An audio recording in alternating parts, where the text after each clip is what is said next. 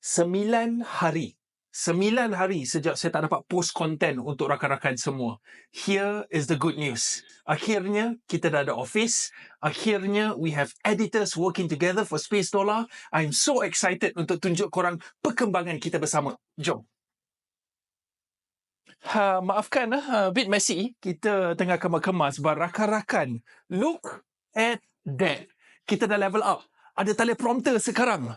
Tengok setup kita. Wow! It's a wow! Jom, mana tunjuk you bilik office. Di sini adalah tempat di mana kita akan edit semua footage. Rakan-rakan, saya ambil kesempatan ini untuk cakap minta maaf tak dapat posting for the next few days. Saya harap rakan-rakan faham. I promise you, I will come back stronger. I love you all. Thank you so much for your support and I'll see you soon. Assalamualaikum.